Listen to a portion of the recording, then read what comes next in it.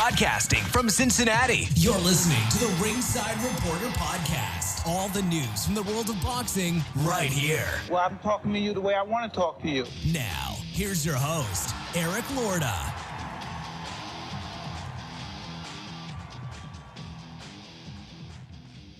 And we are live. Welcome to the Ringside Reporter show, where we talk about the latest boxing news. If it's related to boxing, we'll talk about it right here.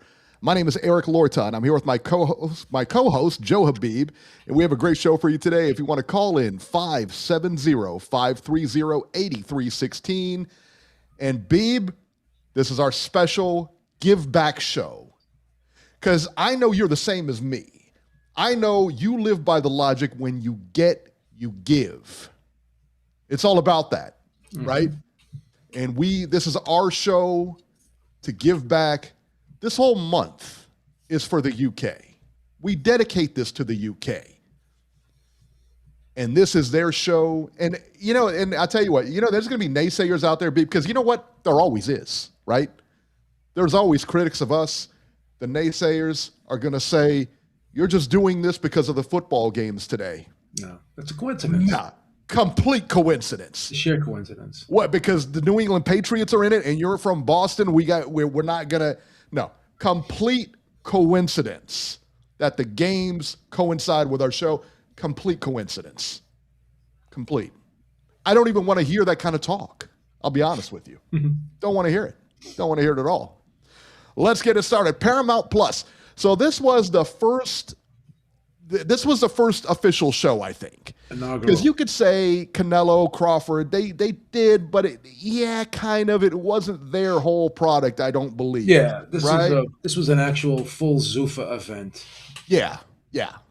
So Callum Walsh versus Carlos Ocampo.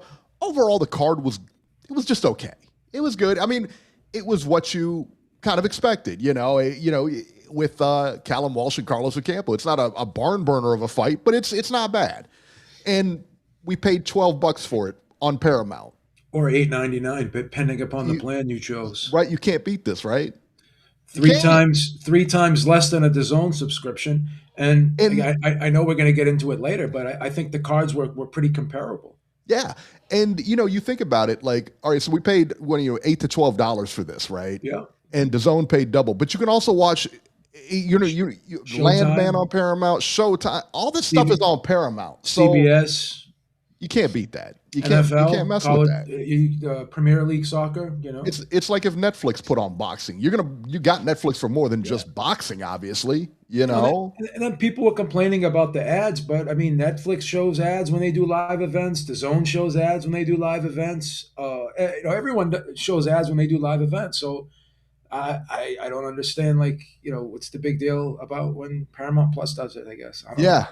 I don't get it, man. I'm not saying that I love ads, but I mean, it's when they do live events, that's what happens. They do ads. Yeah, that's it. Callum Walsh versus Carlos Ocampo. Walsh wins by unanimous decision, which we all kind of figured. He's kind of the house fighter here. Yeah.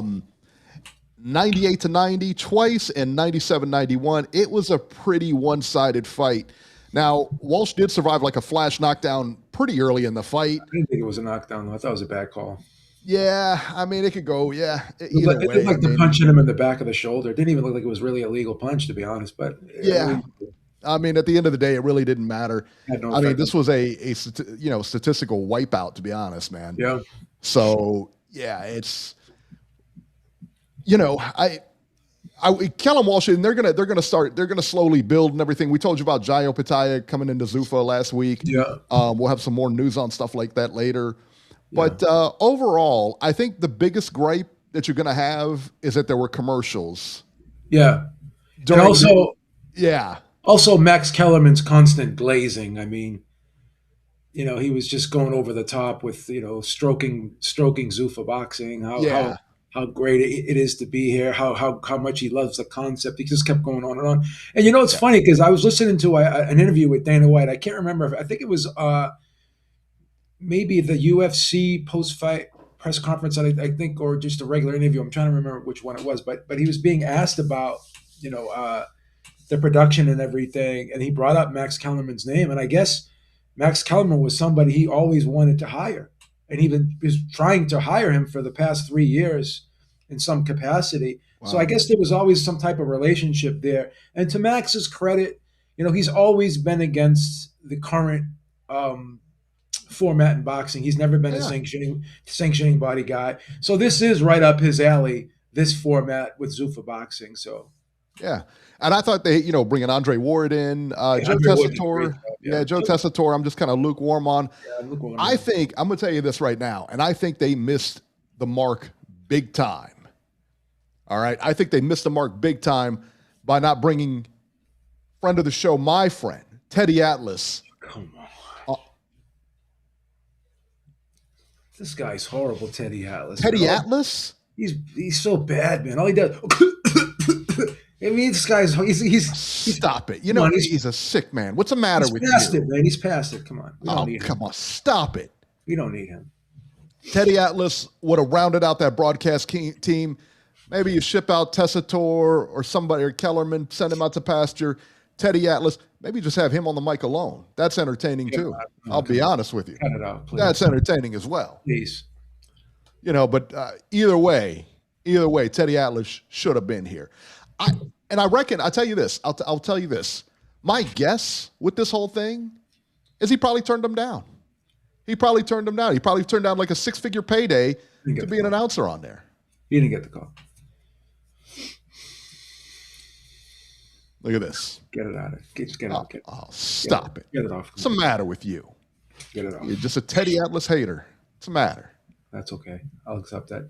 So the biggest, like I said, the biggest thing I saw with the Paramount thing, and we saw it on the UFC last night. If you guys watch UFC 3 something, whatever it was, that it would have been on a pay-per-view. And so like the biggest thing is that they don't stay in the corners. They'll have a split screen and no audio, but you'll be able to see some of the corner work and stuff like that. But they were doing like commercials and stuff like that. And then I noticed that in the boxing as well, they did commercials. And I know maybe a lot of people are going to have a problem with it, but doesn't it beat paying $80 for it? Well, a lot of these digital platforms now, they're having commercials, but they're even on YouTube, they do it now where they don't take the screen off. So in other words, instead of going 100% to the commercial, they go halfway to the commercial and they still show a little bit of of what's going on with the event. So this has been common. Again, it all comes down to, do you want to see the full commercial, or would you like to see part of the event as well as when the commercial's going on? So because nobody really cares about the commercials, it's like, either way, if it just goes to full commercial, then you're not going to see anything. So it's still a commercial break, but they're just allowing you to watch part of the action. And I watch podcasts on YouTube, and some of these big channels have ads just like that. So I guess it all boils down to how big of a platform you are in order for you to get to do ads like that. Yeah. And I mean, again, man, it's it's a huge revenue. I mean, it's going to be a huge revenue stream. Yeah. And they said the UFC, at least for Paramount, like doubled what they expected it to do. Yeah. You know, and you can't mess with that, man. You just can't. I mean, think about it. You got 80 million subscribers versus 20 million from DAZN. And how many of those DAZN subscribers are from the US? I mean, the majority of those Paramount Plus subscribers are from the US. So I just think, if I'm a young fighter coming up, and I got potential, and I want to sign with someone that could really build my brand, I think Zuffa is a very viable option, in my opinion, just based on that platform deal alone. It's like, I tell you, you remember back in the day, Wide World of Sports. Correct. And they used to have the boxing on Saturday. Every now and then they'd have boxing on Saturday, or it was on NBC or something like that. Yep. I think, the amount of eyes that you put on that, because it's free, it's on free TV. You just turn the channel, it's on. And here for Paramount, it's as cheap as it's going to get, I think. You know what I mean? And you have a lot of eyes on you. So if you are a younger fighter, I think that may be the route to go. Yeah. Because hiding behind a pay-per-view wall, and you're not going to start off on pay-per-view, certainly. No, not at all. And even if you're on a pay-per-view card, people are going to see you, not a whole lot, but people will see you, and you're not going to get paid a whole lot either. No. It just is. I mean, look at the pay-per-view cards when we broke that down. You have Canelo at the top making X amount of dollars, his opponent making X amount of dollars, and then underneath that, everybody's getting peanuts compared to what these guys are getting paid. That's right.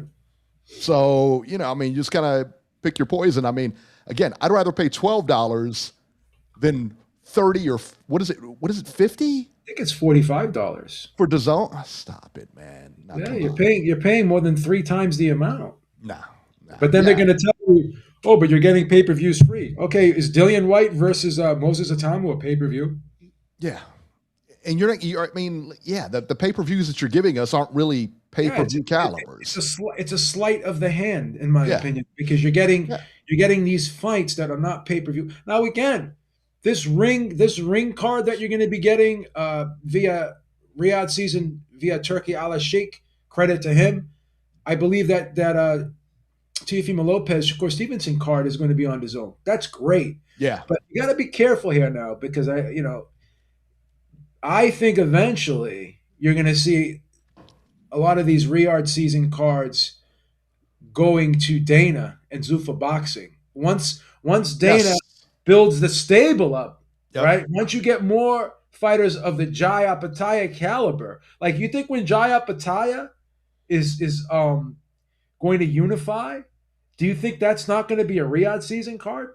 Right. It's going to have to be, That's right? what I'm saying. So he's going to have to be. So I think because of how vested into Zuffa Boxing Turkey Al Sheikh is, I believe what you're going to see is a lot of Riyadh season cards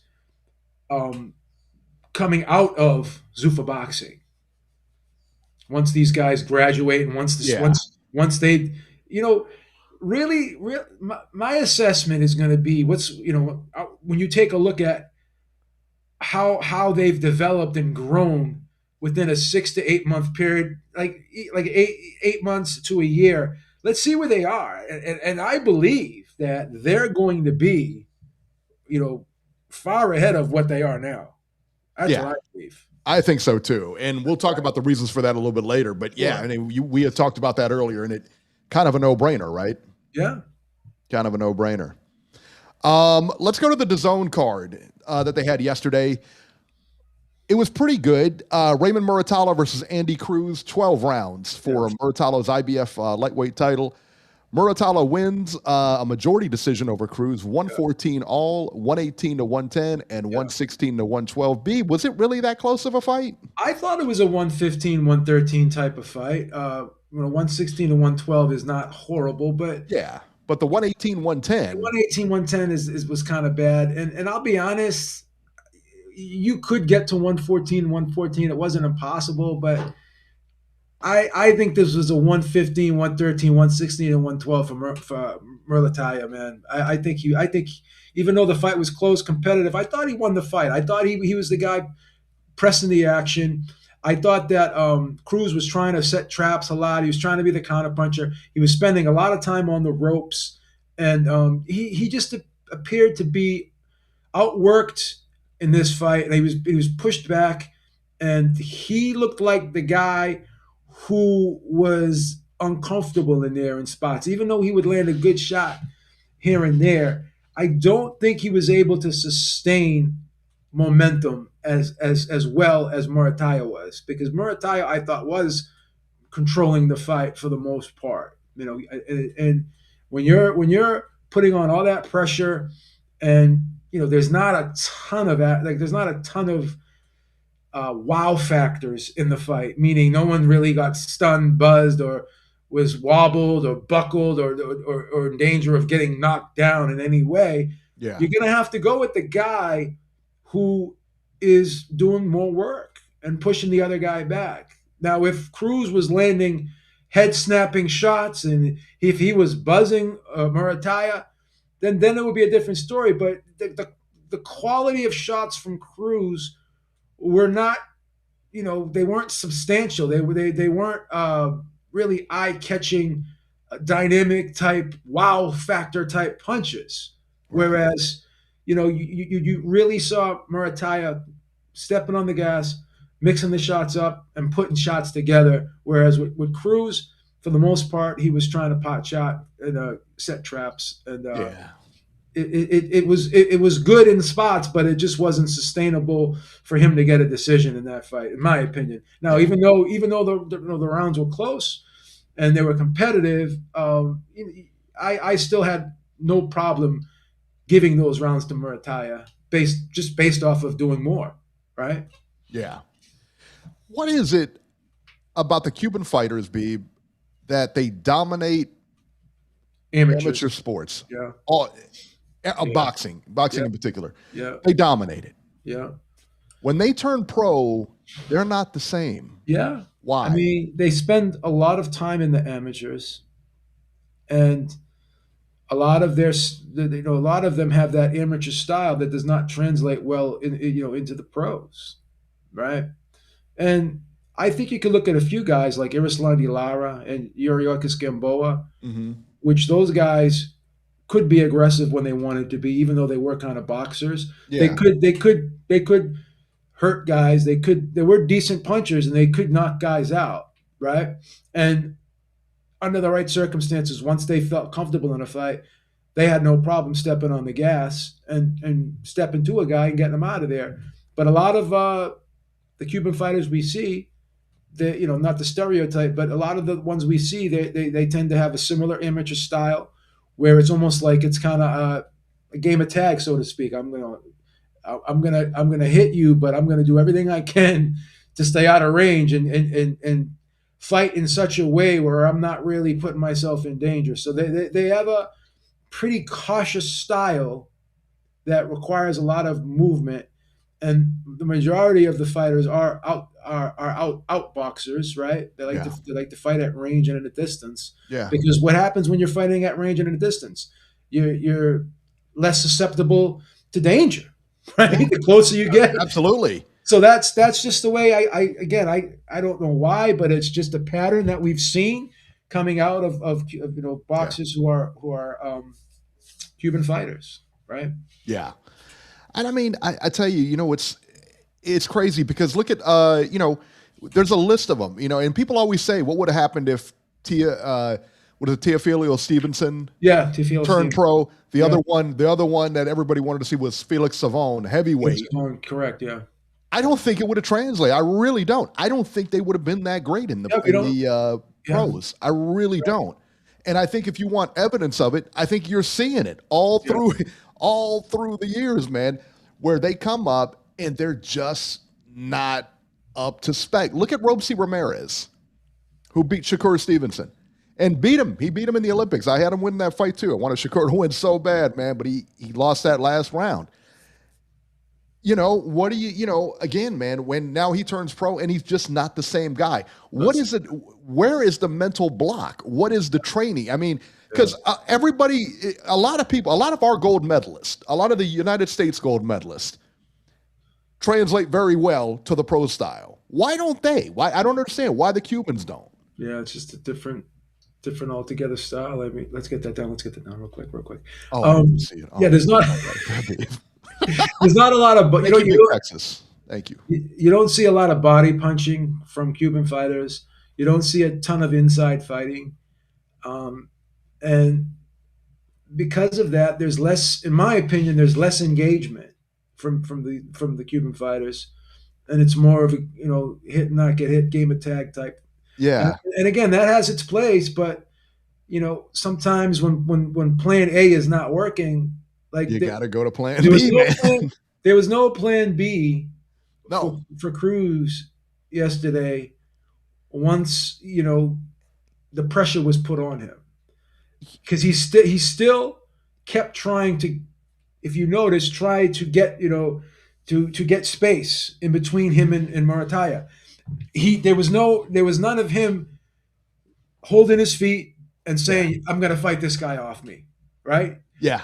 There was none of that, and that was a problem, because once you continue to give up ground while you're being pushed back, and you're not able to land consistently, and when you do land, you're not able to stop your opponent in his tracks and stop him from what he's doing, then it gives the impression that the other guy is controlling you. And that's what it looked like yesterday to me. It looked like Cruz, for long patches in that fight, was being controlled by Muratalla. That's how I saw it.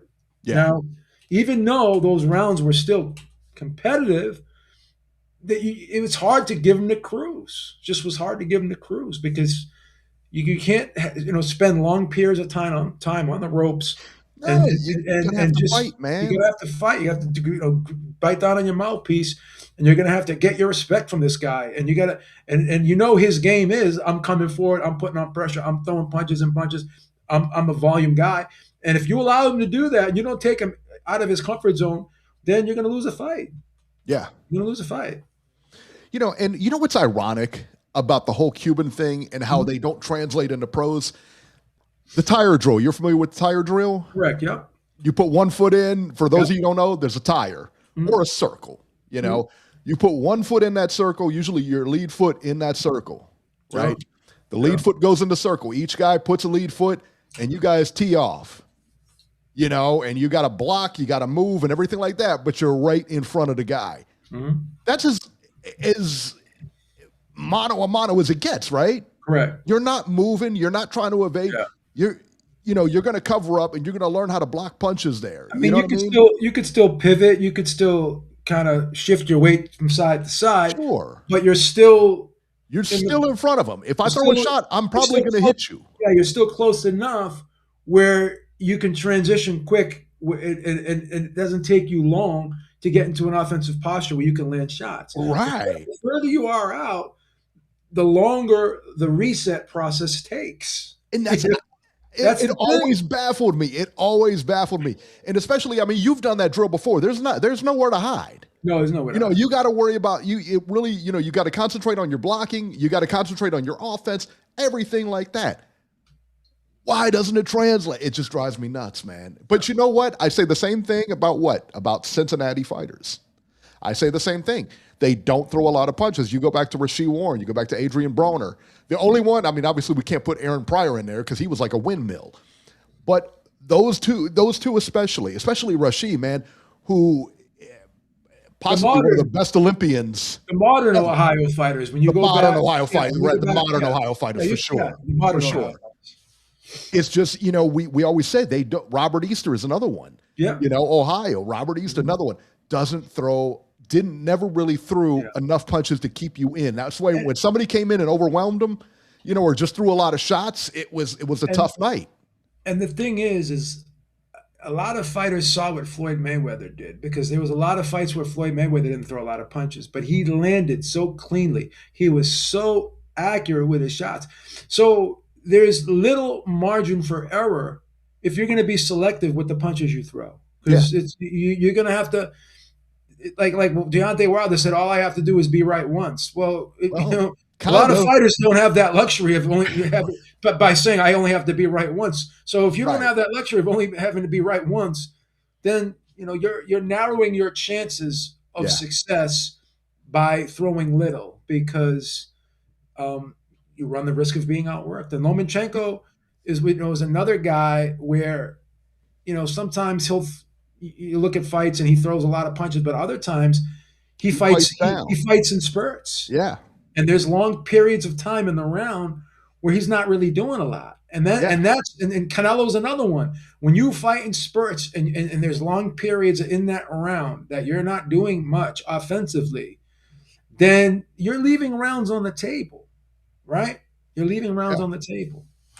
Virtuoso 191, thank you so much, my friend. We appreciate it. Andy Cruz should go to Ismail Salas, just saying. There you go. Let's see, what was else? This one, the next, the co-main here was insane to me, right? Khalil Coe versus Jesse Hart, 10 rounds, light heavyweights. Beeb, Coe came in at 7.8 pounds, just about 8 pounds overweight. Yeah, that's crazy. Why did the fight go on? Nuts. You know what I mean?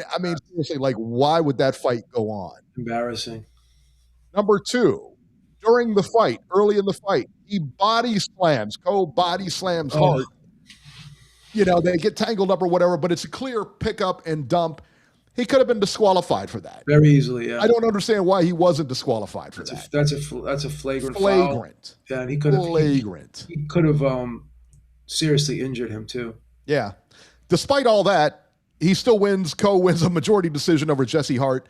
94 all, 95-93, and 96-92 for Coe. Like I said, I don't understand why I didn't, listen, I was surprised Jesse Hart was still fighting when I saw him on the card last week. Yeah. You know, I was shocked. But coming in 8 pounds overweight, what is up with that? Well, how does that even happen? I sure hope Jesse Hart was compensated. 30,000. 30,000? 30,000. Hey, that's not chump change. It's not bad. I mean, if he's as long as he's happy with it, that's it is what it is. But Aaron Daly says Hearn is going to be cutting Coe. He missed weight 4 times, performed terribly. Hearn was fuming. He did not deserve the win. Pretty much, and everybody was saying Jesse Hart should have got that fight. By the way, did you see the numbers on that fight? The punch stat numbers? Yeah. We never say that. You know, we never go on those to judge a fight. Yeah. But they were pretty one-sided in favor of Hart. So I don't know how. Yeah. I mean, I think he threw over, I think almost double what he did, you know. Yeah. I mean, Hart didn't dominate the fight, but he, you could argue he clearly did enough to win. Yeah. You can clearly argue that. So yeah, I would agree. Another one, Israil Madrimov versus Luis David Salazar. Yeah, it's good. 10 rounds. Fight.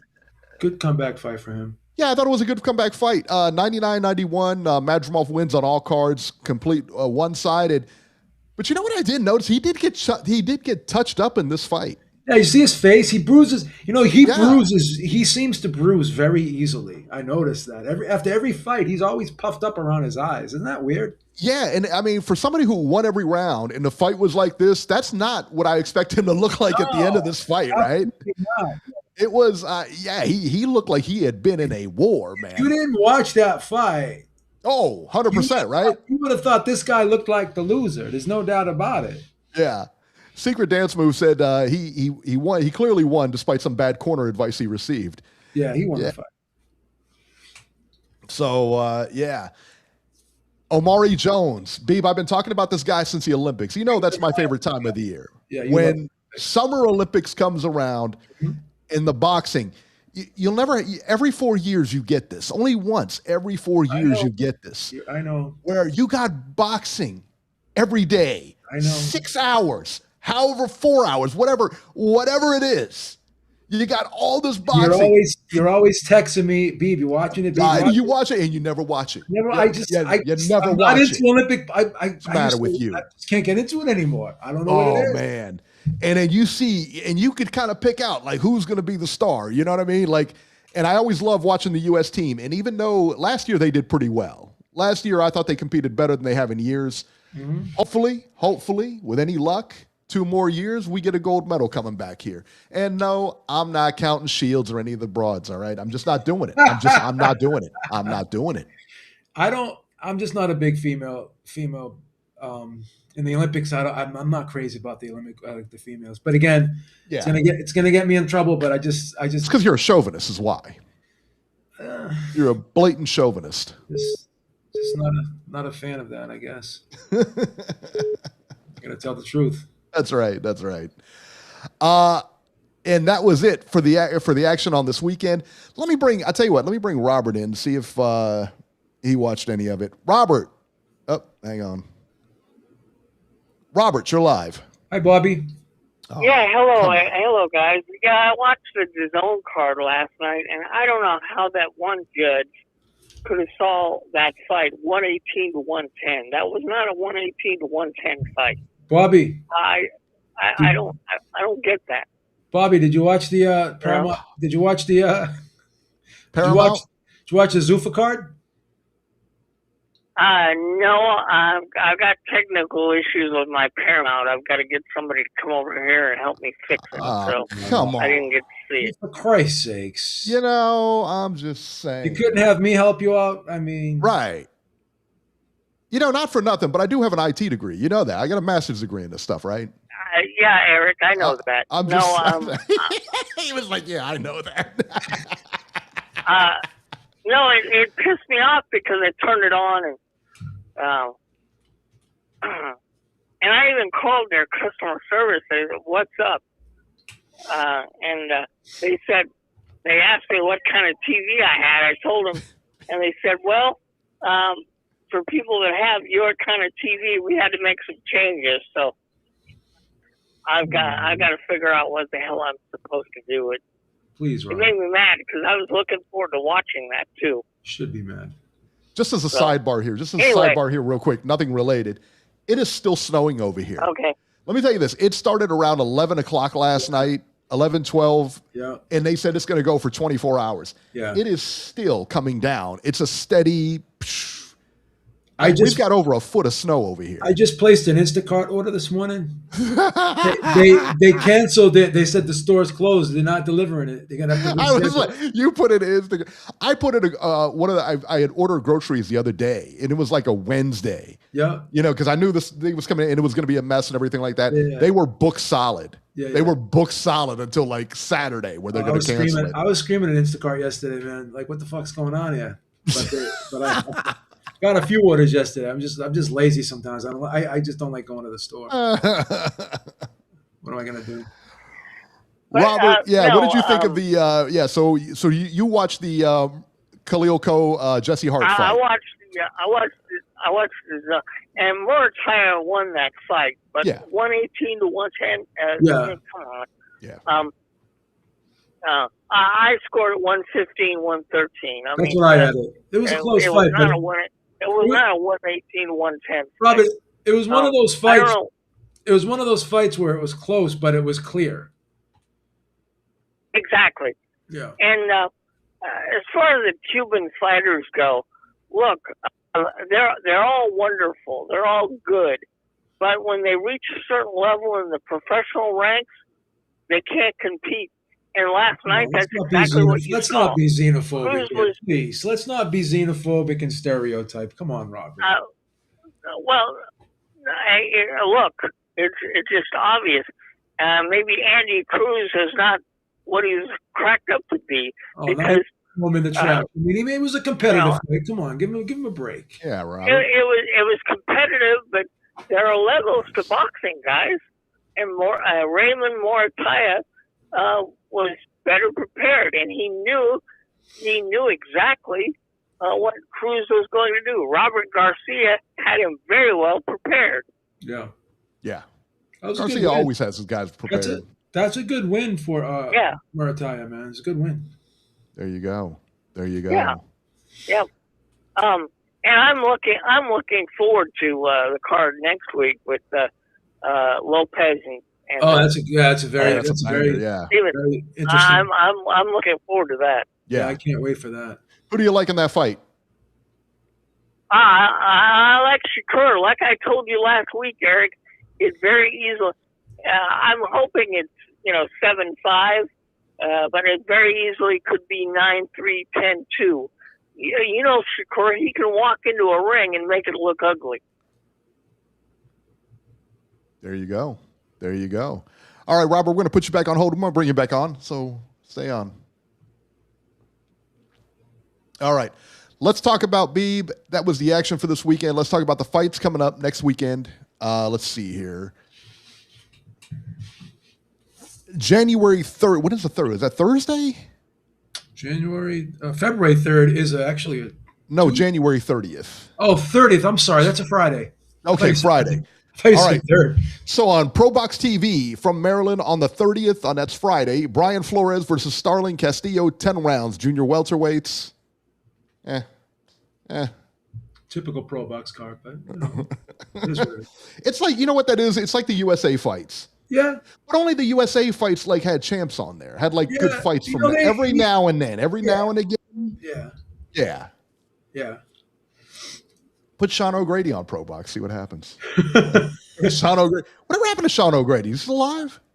Yeah, he's got to still be alive, I think. I would think, yeah. Look him up real quick. Let me see if he's still alive. I think he's still alive. Yeah, I would think so. Let me see I think he's in his 60s now. Sean O'Grady. Secret Dance Move says Max Kellerman has become the ultimate company man. He was 81-5, Sean O'Grady. Yeah, he's 66. Oh yeah, he's still around for sure. He was He was 81-5 with 70 KOs. I forgot how many fights this guy had. Oh yeah, they all a lot of that used to be in the 80s, man. That's a lot of fights, man. That's a lot of fights. January 31st, Saturday on DAZN from New York. Teofimo Lopez Jr. versus Shakur Stevenson, 12 rounds for Lopez's WBO junior welterweight title. Keyshawn Davis versus Jermaine Ortiz, 10 rounds junior welterweight. It's another good fight. Carlos Adames versus Austin Williams for Adames's WBC middleweight title. Shushu Carrington versus Carlos Castro for the vacant WBC featherweight title. Jarrell Big Baby Miller versus Kingsley Ibe, 10 rounds heavyweights. And there you go. And then on the 31st as well, on Top Rank Classics, where would I find Top Rank Classics at? What is that, a YouTube channel? It's on Roku. Wait, where is it? It's on the Roku. It's on Roku. You got to download it. It doesn't come with a Roku. No, what is it, Top Rank Classic? Top Rank just an app? Roku is a device. Yeah. No, I know what a Fire Stick and Roku is, but you have to download the Top Rank Classic app, I guess, and then do it there? Yeah. I don't know. If you're Xander Zayas right now, you got to be fuming, right? Telling you, I got to think that you should be able to cancel a contract because of that. I'm just saying, I think that's grounds, right? That has to be. If you don't have a network TV deal or any kind of TV deal, I'm telling you, a lot of those guys are going to Zuffa as well as the PBC guys. In about 6 to 8 months, you're just going to see that roster, that Zuffa Boxing roster explode. Yeah, that's my opinion. Xander Zayas versus Abbas Barao, 12 rounds for Zayas' WBO junior middleweight title and Barao's WBA junior middleweight title. A unification fight, by the way, that you don't have televised. Yeah. Anywhere. Yeah. Except Top Rank Classics, whatever that is. Yeah, it's crazy. You know what I mean? Seriously, come on, man. What are you doing? January 31st, Newcastle, England on DAZN. Bakram Murtalaziev versus Josh Kelly, 12 rounds for Murtalaziev's IBF junior middleweight title. And let's see, we got another one in DAZN from Denmark, Jacob Bank versus William Skull. Does anyone really want to see? Come on, guys. William Skull again? It's like you guys aren't even trying here. Yeah. You know, come on. $45. $45 a month, right? This is what you're paying? This is what you're paying, 45. What William Skull did against Canelo, they're putting him back on. Right? Oh my God. Right? Yeah, that fight against Canelo. That barn burner right there against Canelo. Oh my God. Yeah. There you go. Yeah, I the Top Rank thing just baffles me. Just baffles me. And while we're at it, does Golden Boy have Golden Boy is in between people, aren't they? As far as TV and everything, but the deal expires in August, but they have not officially re-signed with DAZN, and we don't know if they are going to re-sign with DAZN. What choice do they have? And we're hearing, I'm hearing that Ryan Garcia's fight with Barrios, that's the last fight he has with Golden Boy, from what's being said, and I don't hear De La Hoya refuting any of that. So I thought De La Hoya, I thought De La Hoya said he had a bunch of people. I thought he had a bunch of people on that card. Or I thought he had a bunch of fights left on the contract, rather. Yeah, I don't know. I'm hearing mixed information. Now I'm hearing that Virgil Ortiz is going to sue De La Hoya. So if Virgil Ortiz is suing De La Hoya, then in the interim while he's suing him, is he going to be putting on fights? Is he going to be promoting him? Because remember when every time a fighter sues their promoter, like when Mikey Garcia and Andre Ward sued their promoters, they were on the shelf for like 2 years. For a minute. Yeah, for a minute. Nonito Donaire was having some contract issues with Top Rank. He was on the shelf for a long time. So once you decide, you're going to fight with your promoter, you're going to dig in your heels, and you're going to file a lawsuit, then you got to be prepared to be put on the shelf for a while. Let me ask you a question on this. Sure. So we have managers. Yes. Managers should really be negotiating the purse, no? Not the promoters. That's what I'm saying. Like, again, this is why the farce with the Muhammad Ali Act is such bullshit. Yes. Because we're arguing about fighters where, in a sport where only 1% of the athletes make real money anyways. 1%, right? If that. Yeah. So we're arguing about like there's like 30,000 registered boxers in the world, and I guess how many in the United States? Probably maybe 10 to 15,000 of them are in the United States. Mm-hmm. So how many people are actually making millions of dollars of that 15,000 people in America, or 10,000 in America? Very few, right? Yeah. So again, like what about the undercard fighters? Well, I'll tell you what about the undercard fighters. Zuffa's taking care of the undercard fighters, which is why I think they have a place in boxing, in my opinion. Right. And I mean, we broke it down for you guys before. When you see like a Canelo card and you're saying, well, Canelo's getting 50 million if you're on that card. If you're on that card, you're going to get exposure, okay? Because a lot of people are going to watch. But that being said, you're not going to get a whole lot of money from that either. You may get a bump in pay, but if you look at the payouts, Canelo and his dance partner gets a majority. Obviously, they're carrying the card. The next one under that, they're not even close. They're not even close. If you're giving one guy 150 million allegedly or reportedly, and then you're giving another guy 50 million reportedly, what's left for the undercard? Yeah, I get it, man. It's ridiculous. He's right. Alex Bellotti said, did you guys review the Zuffa show? It was terrible, kind of a midweek show. Yeah, I mean, listen, the production and everything like that, I think was fine. I think it was good. It's just like you tuning into DAZN or anywhere else. All of them look the same. It's going to be hard to updo production, especially with these companies. But, the card wasn't great. No, the card wasn't great. And it's kind of like what we see on DAZN, no question. So, yeah, I mean, that's kind of what we thought about it. So I also heard that the Zuffa fighters, on a month that they don't fight, they get $2,000. Really? That's what I heard. Some people are saying it's 200. No, I heard it was 2,000. That's insane that they get any money for not fighting. Yeah. So if there's a month that goes by where there's not a fight, they get $2,000. That's insane. I mean, think about that. That's really insane. Yeah.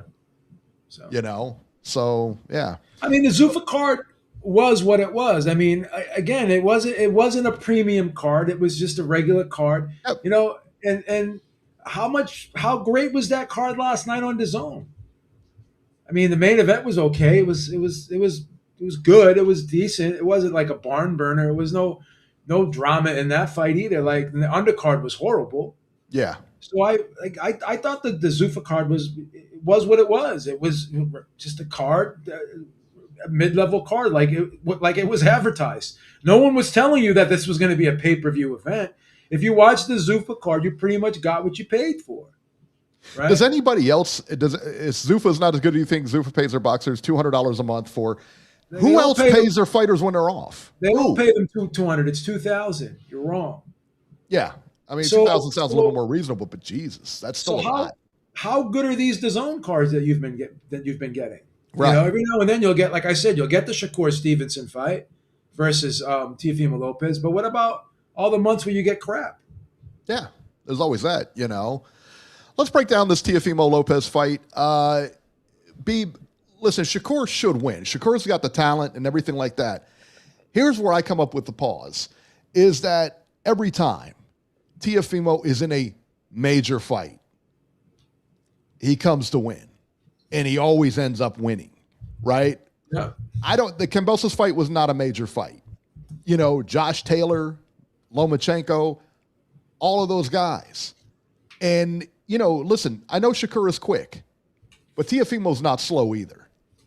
No. He's pretty quick too, and he's pretty versatile. And he knows, we saw it in the Lomachenko fight, he can switch from plan A to plan B as well. He just seems to come up in big fights.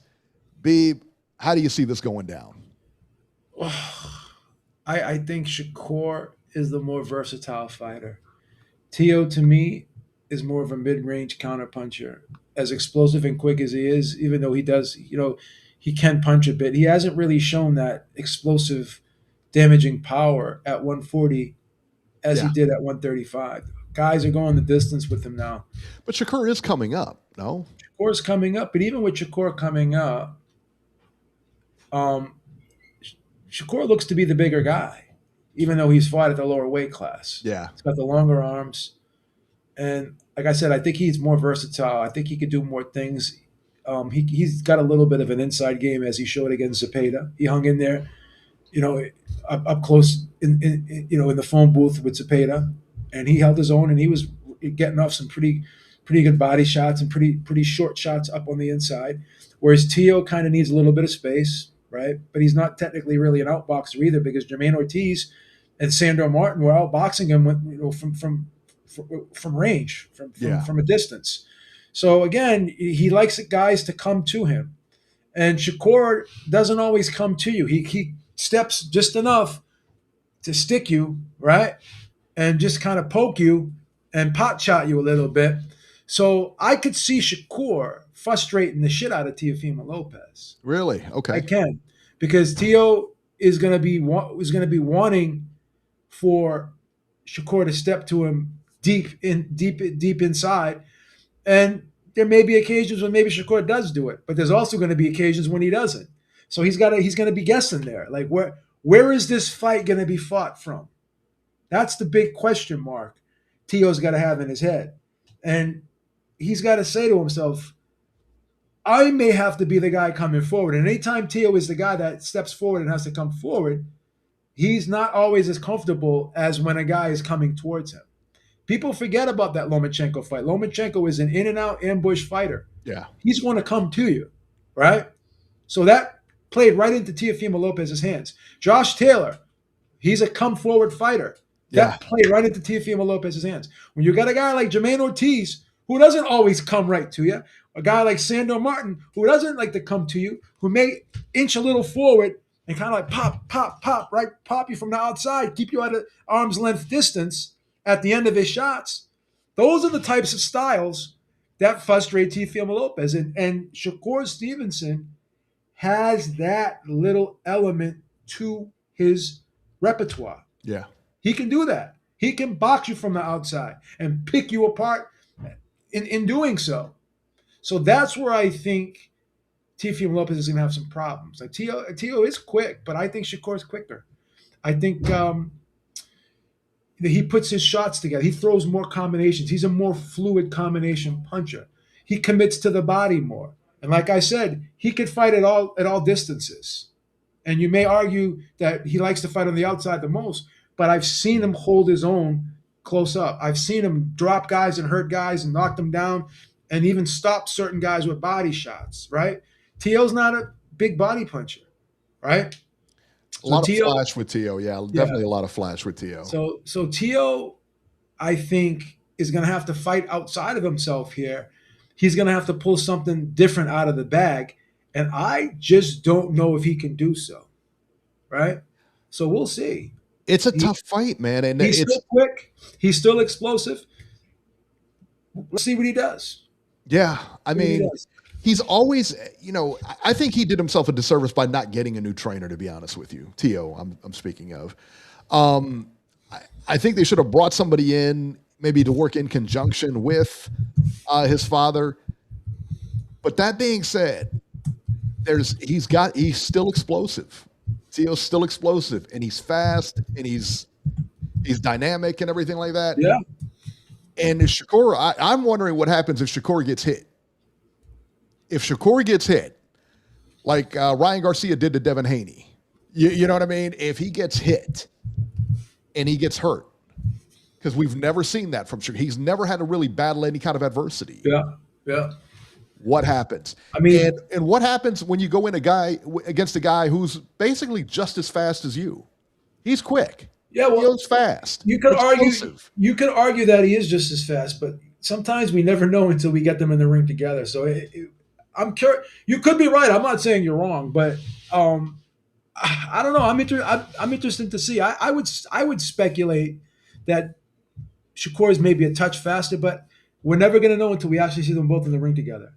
Yeah. How many times have we broke down a fight and we'll be like, yo, this guy's quick, he's just as quick, blah blah blah. Yeah. And then come fight night, we're like, what the fuck happened here? Like he didn't look quick. He didn't look quick. The speed comparison wasn't even close. Yeah. Come fight night, right? So we've seen this happen sometimes. So I don't know. I understand that there's a lot of intrigue to this fight. Yeah. Right.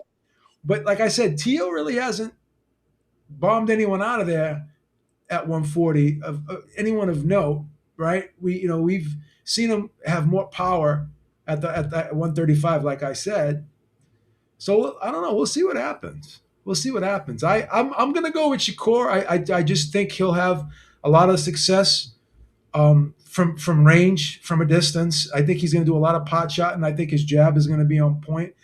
I think in the quiet moments, he's going to be the guy that's going to be, pestering him and keep touching him with the jab and sneak that left hand every now and then down the pike. And then once he sees Teofimo Lopez possibly getting frustrated because he can't get close to him and, Shakur is not stepping to him and getting in his wheelhouse, then maybe he may start getting frustrated, and then maybe he may start taking chances. And Shakur is just as good as a counterpuncher as he is, too. Yeah. So Shakur can fight you coming forward and coming backward. Teo doesn't really like to fight you coming forward.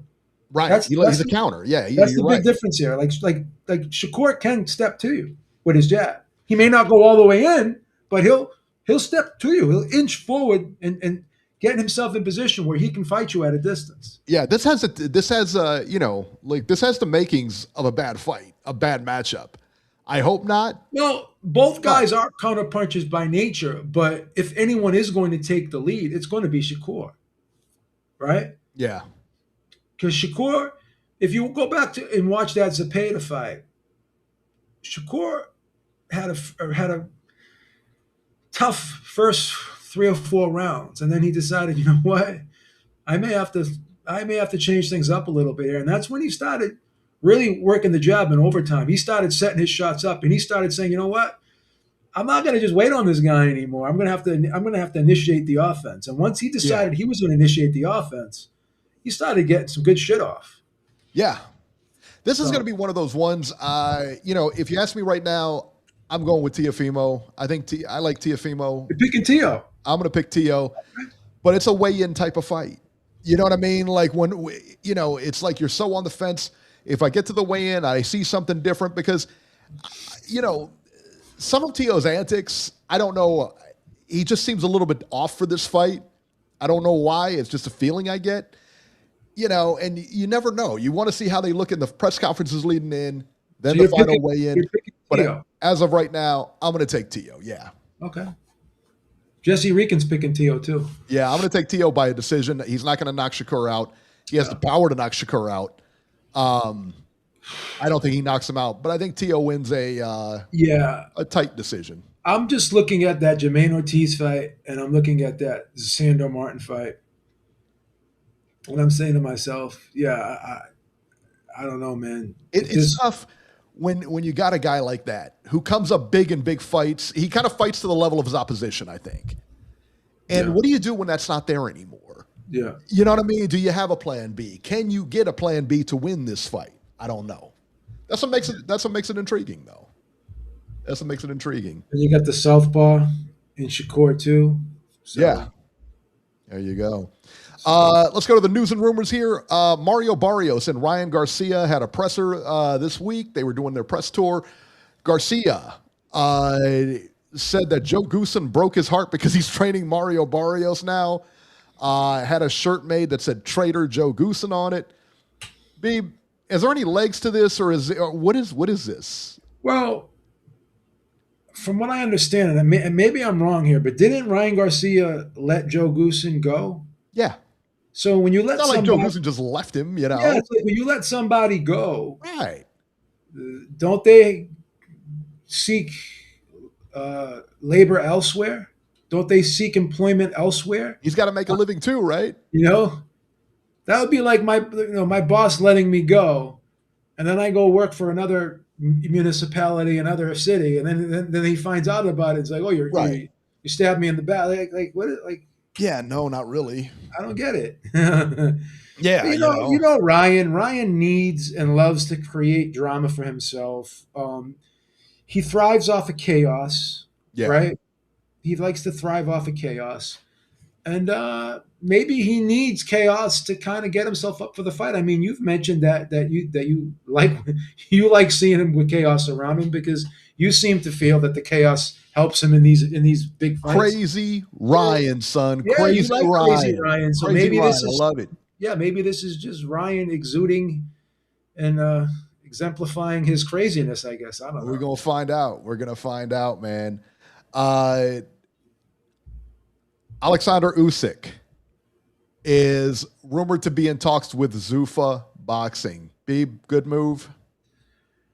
Again, you're dealing with a company that's got a lot of capital behind it, that's got a really hefty broadcast deal with Paramount Plus, which is a gigantic platform. Oh yeah, huge. So, and then you got Turki Al-Sheikh, who's also part of the whole project. That's a big. Who also has Riyadh season, in which he puts on big shows. Right. So, I just think when you look at Zuffa Boxing, they're also attached to Riyadh season. Like you saw Riyadh season banners and stuff at that event on Friday. So if you're a big fighter like Jai Apataya, or you're a big fighter like Oleksandr Usyk, or even Bam Rodriguez for that matter, because he's been mentioned as well, then they're not going to put you on those, in cards in the Apex. You're more than likely going to be on either a ring card or a Riyadh season card. And you heard Dana White say, what's the plan? Okay, well, we're going to build stars, and once they get to that certain level, I'm going to pass them off to Turkey. So these guys have a partnership. So to sit there and think that, okay, what you saw on Friday is the be all end all, and that's just it. No, these guys again are not stupid. They got a plan, and they're going to be doing big events. Yeah, and maybe some of these events will be on Netflix, right? Maybe they'll be on Netflix, because ask yourself this: there was a reason why Canelo Crawford was on Netflix. There was a reason why Turki Al-Sheikh was also financing that fight. And there was also a reason why Dana White was the promoter. Yeah. So who knows?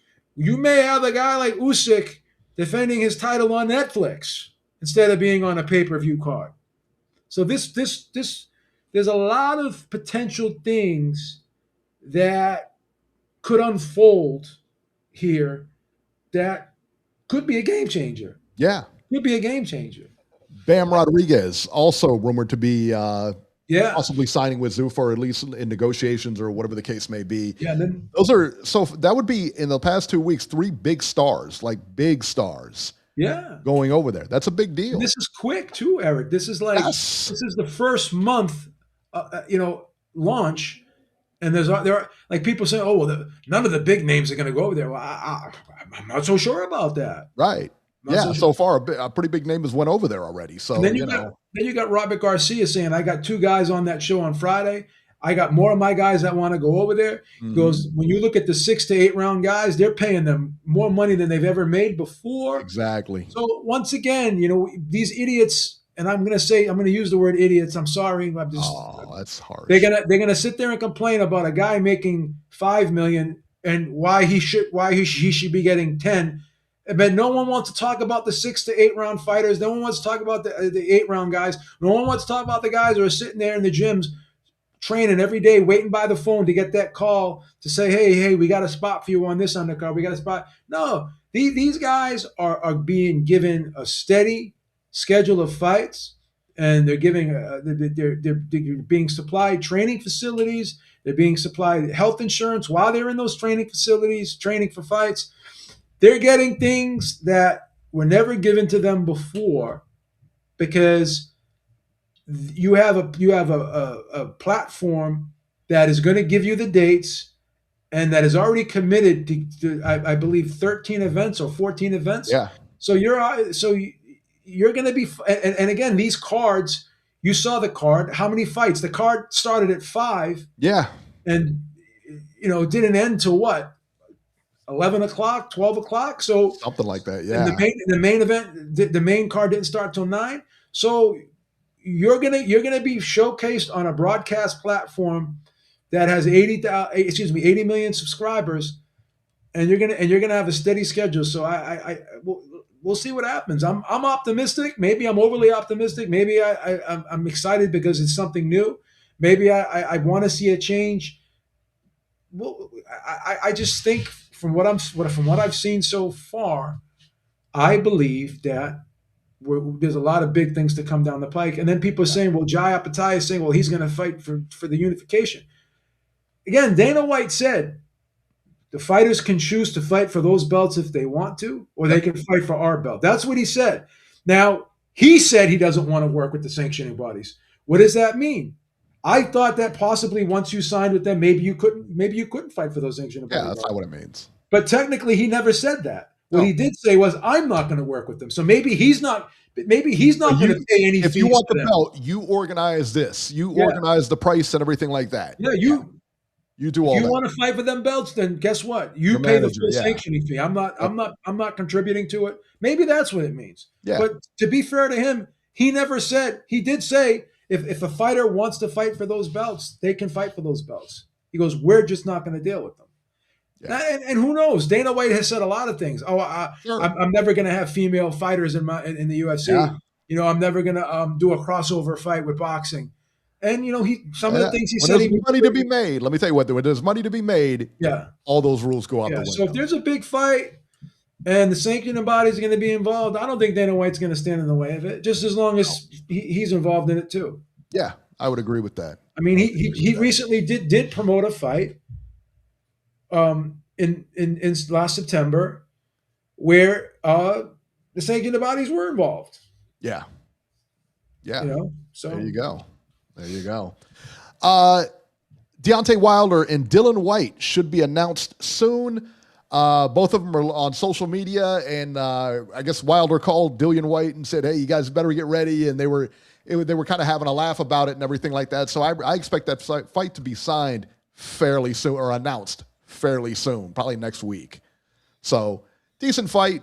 Usyk, I guess the Usyk fight fell through. Usyk Wilder fight fell through. So yeah, Dillian White, Deontay Wilder.